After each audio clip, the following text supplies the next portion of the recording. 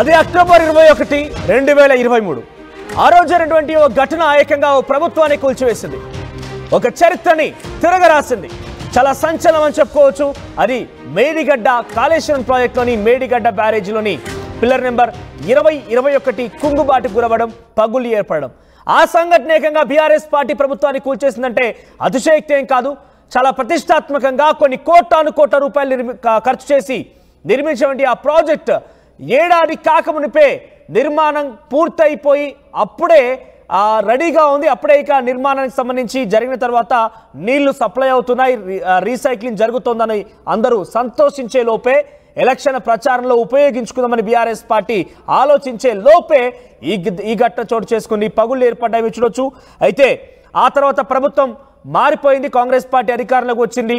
ఆ తర్వాత పగుళ్లకు సంబంధించి రిపేర్ చేసేందుకు ఎలా ఉంటుంది ఏంటనే విషయం పైన ఎన్డీఎస్ఏ అధికారులతోని ఒక ప్రత్యేకమైన కమిటీని అక్కడ పర్యవేక్షణ కమిటీ ఏర్పాటు చేసింది.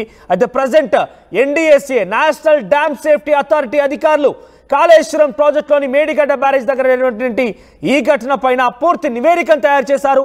ఆ తుది నివేదికని కేంద్ర ప్రభుత్వానికి సమర్పించారు నేషనల్ డ్యామ్ సేఫ్టీ అథారిటీ అధికారులు. అయితే ప్రాజెక్ట్ భవితవ్యం పైన ఎన్డీఎస్ఏ ఇచ్చినటువంటి ఆ సిఫార్సులు కనుక మనం పరిశీలిస్తే మేడిగడ్డ బ్యారేజ్ 7వ బ్లాకు మళ్ళీ కూల్చేసి మళ్ళీ కట్టాల్సిందట. కూల్చేసి కడితేనే మళ్ళీ అది ఆగుతుంది, కానీ లేదంటే ఇలాంటి సినారియోలో దాన్ని మరమ్మతులు చేస్తే ఎట్టి పరిస్థితుల్లో ఉపయోగం ఉండదు అంటూ తేల్చేశారు ఎన్డీఎస్ఏ అధికారులు. మళ్ళీ భారీ వరద కనుక వస్తే అది తట్టుకోవడం కష్టమే, ఒకవేళ రిపేర్లు చేసినా అంటూ కూడా అనుమానం వ్యక్తం చేస్తున్నారు. డిజైన్లలో లోపాలతో పాటుగా మెయింటెనెన్స్ పట్టుకోలేదని తెలుస్తోంది. ఇక 2 వారాల్లో రాష్ట్ర ప్రభుత్వానికి నివేదిక అందిస్తామని చెప్తోంది కేంద్రం. కేంద్ర పరిధినటువంటి నేషనల్ డ్యామ్ సేఫ్టీ అధికారులు కొన్ని రోజులుగా ఈ మేడిగడ్డ బ్యారేజ్ దగ్గర పర్యవేక్షిస్తున్నారు, నిత్యం ఎప్పటికప్పుడు అక్కడ అంచనా వేస్తున్నారు. ఈ నేపథ్యంలో ఒక తుది నివేదికని సమర్పించారు. ఆ నివేదిక మనం పరిశీలిస్తే అక్కడ మరమ్మతులు చేస్తే ఉపయోగం ఉండదు, పక్కాగా 7వ బ్లాక్ పూర్తిగా కూల్చాల్సిందే.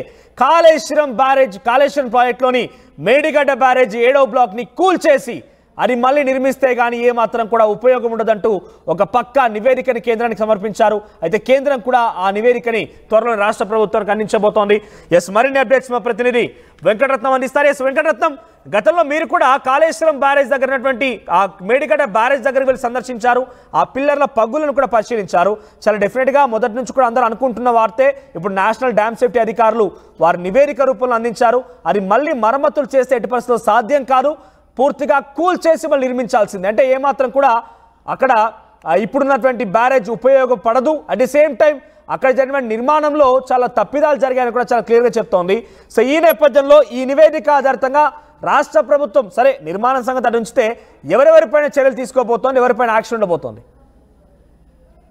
ఇప్పటివరకైతే ఆర్టీవీ గ్రౌండ్ రిపోర్ట్ ద్వారా కూడా గత కొద్ది నెలల క్రితం కూడా ఎన్డీఏ అంటే నేషనల్ డ్యామ్ సేఫ్టీ అథారిటీ అక్కడికి వెళ్లి పనులు పరిశీలించేటువంటి క్రమంలో కూడా కాంగ్రెస్ ప్రభుత్వ అధికారులు అక్కడ ఉన్నటువంటి ఇరిగేషన్ మినిస్టర్ ఉత్తమ్ కుమార్ రెడ్డి కూడా అక్కడికి వచ్చి అక్కడ ఉన్నటువంటి వ్యవస్థనంతా పరిశీలించారు. ఆ సమయంలో కూడా ఆర్టీవీ గ్రౌండ్ రిపోర్ట్ ద్వారా అనేక విషయాల్ని అక్కడ పరిశీలించినటువంటి పరిస్థితి.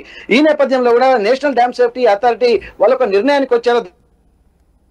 దాదాపు కొద్ది సుదీర్ఘ కాలము అక్కడ పరిశోధన చేసిన తర్వాత దీనికి ఆ పగుళ్లు పట్టడానికి అలాగే కుంగిపోవడానికి కారణాలు ఏంటనే దాని మీద కూడా అనేక అంశాల మీద కూడా లోతుగా చర్చించింది. దీనికి సంబంధించినటువంటి అంశాలను కూడా కూలంకషంగా వాళ్ళు ఒక నిర్ణయం తీసుకున్నటువంటి పరిస్థితి. ఈ నేపథ్యంలో ఫైనల్ గా ఒక తుది నివేదికకు వచ్చిన తర్వాత అది కేంద్ర ప్రభుత్వానికి సమర్పించింది.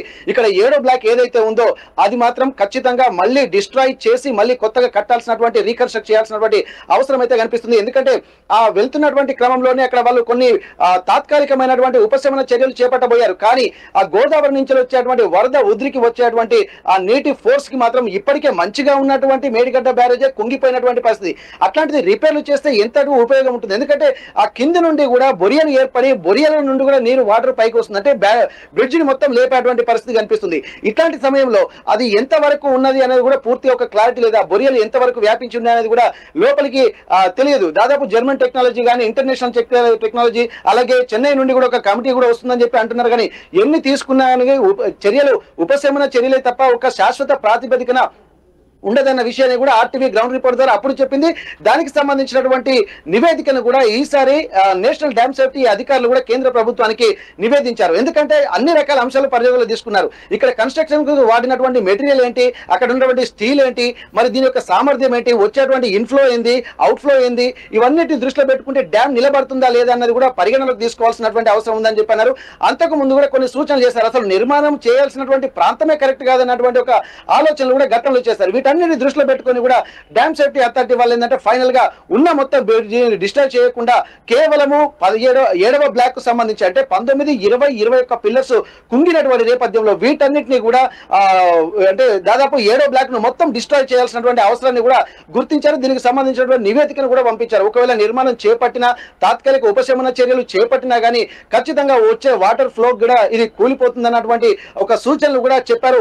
ఎట్టి పరిస్థితుల్లో ఆల్టర్నేటివ్ గా మాత్రం రీకన్స్ట్రక్షన్ తప్ప మరి ఇంకోటి లేదన్నటువంటి సూచనలు చేశారు. కానీ ఇప్పుడున్నటువంటి దీనికి సంబంధించి ఆ నివేదికను కేంద్ర ప్రభుత్వానికి ఇచ్చినటువంటి నేపథ్యంలో మరో 2 వారాల్లో కూడా కేంద్ర ప్రభుత్వం కూడా రాష్ట్ర ప్రభుత్వానికి సిఫార్సులు పంపనుంది.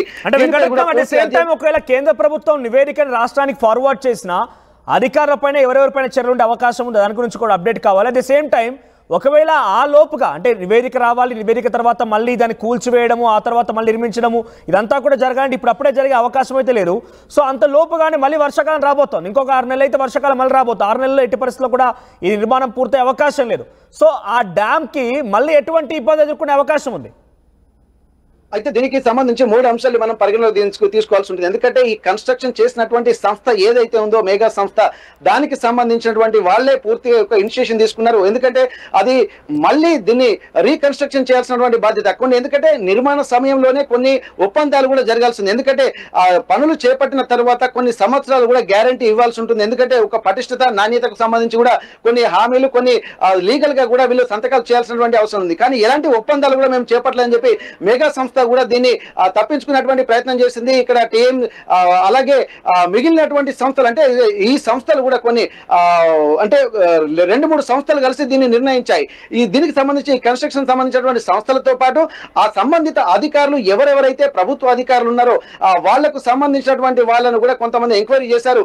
కాకపోతే దీంట్లో కానీ లోపాయకార ఒప్పందాలు జరిగాయి కాబట్టి దీనికి ప్రభుత్వంలో ఉన్నటువంటి అధికారులు, అప్పుడున్నటువంటి అధికారులే బాధ్యత వహించాల్సింది కాబట్టి వాళ్ళందరినీ కూడా ఇక్కడ దీంట్లో విచారించారు. దీనికి సంబంధించి చర్యలు తీసుకుంటామని చెప్పి ముందు నుంచి కూడా వీళ్ళకు చెప్తున్నటువంటి పరిస్థితి. కానీ ఈ నేపథ్యంలో ఖచ్చితంగా దీంట్లో లోపాలు జరిగాయి అన్నటువంటి నిర్ణయానికి వచ్చిన తర్వాత పలాని సంస్థతో పాటు ఎవరైతే నిర్మాణ సంస్థలు ఏవైతే ఉన్నాయో ఆ సంస్థలతో పాటు అప్పుడున్నటువంటి అధికారులు వీళ్ళు ఒక లోపాయకార ఒప్పందాలు జరిగాయన్నటువంటి విషయాలు కూడా దీంతో తేటతెల్లం అవుతుంది. కాబట్టి దీనికి ఎవరైతే ఆ పర్మిషన్లు ఇచ్చినటువంటి వాళ్ళు, అలాగే ఇంప్లిమెంట్ చేసినటువంటి వాళ్ళు, నిధులు విడుదల చేసినటువంటి వాళ్ళు, ఇప్పుడు ప్లస్ అలాగే సంబంధిత సంస్థలు వీరందరిపైన కూడా చర్యలు తీసుకునేటువంటి అవకాశం ఉంది. దీనికి సంబంధించి కూడా తెలంగాణ రాష్ట్ర ముఖ్యమంత్రి రేవంత్ రెడ్డి కూడా ఒక స్పష్టమైనటువంటి సూచనలు చేస్తారు. దీంట్లో ఎవరు బాధ్యులుగా ఉన్నా కానీ ఎవరిని వదిలిపెట్టలేదు. ప్రభుత్వం సొమ్ము అలాగే ప్రజల సొమ్ము కాబట్టి దీన్ని ఒక సొంత పనులకు అంటే కొంత మోసాలు జరిగినటువంటి వాస్తవమే కాబట్టి వీటన్ని దృష్టిలో పెట్టుకొని ఇక్కడ బాధ్యులు ఎవరైనా సరే కఠిన చర్యలు తీసుకునేటువంటి అవకాశం ఉందంటున్నారు. ఇప్పటికే